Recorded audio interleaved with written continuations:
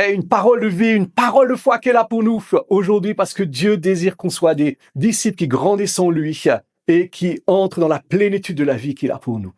Dernièrement, il y a quelqu'un qui me posait la question de dire, mais comment prier? Et c'est une excellente question.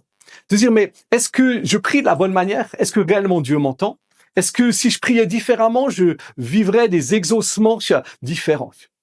Et c'est exactement la question qu'un des disciples va poser à Jésus. Dans Luc 11 au verset 1, il va dire, Jésus, enseigne-nous à prier. Donc, comment prier? La première des choses, c'est de se dire, qu'est-ce que c'est que la prière? La prière, c'est pas une méthode. La prière n'a absolument rien de religieux.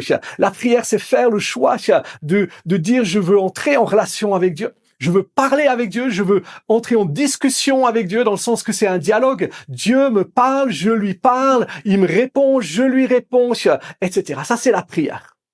Et c'est ce que Dieu désire pour chacun d'entre nous.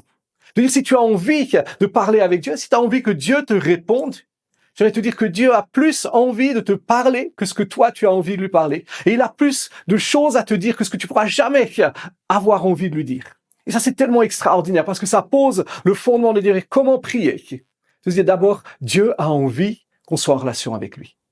Dans Luc 11, au verset 1, il est dit que Jésus priait dans un certain lieu. Et ça répond à une première partie de se dire comment prier. C'est-à-dire Jésus priait. C'est quelque chose de naturel, c'est quelque chose de simple, c'est quelque chose qui vivait au quotidien. Et si on regarde les évangiles, on voit que Jésus était constamment en train de discuter avec son Père. Et c'est de la même manière, Dieu nous invite à ce que constamment, en tout lieu, en toutes circonstances, on n'a pas besoin d'être dans une posture spéciale, on n'a pas besoin de regarder que ce soit une certaine heure, que ce soit qu'on regarde vers l'est, vers le nord, le sud ou le ciel pour prier. En tout temps, on peut prier. Néanmoins, Jésus, on voit dans les évangiles qu'il y avait des moments où il se retirait pour pouvoir prier. Et dans Matthieu 6, il dit, quand tu pries, retire-toi dans ta chambre et ferme la porte. C'est-à-dire, il y a des moments où on entre dans ce temps secret avec Dieu, où on se sépare de toute distraction pour vivre vraiment ce temps de cœur à cœur avec Dieu, où on est centré sur lui et toute notre attention est là pour lui.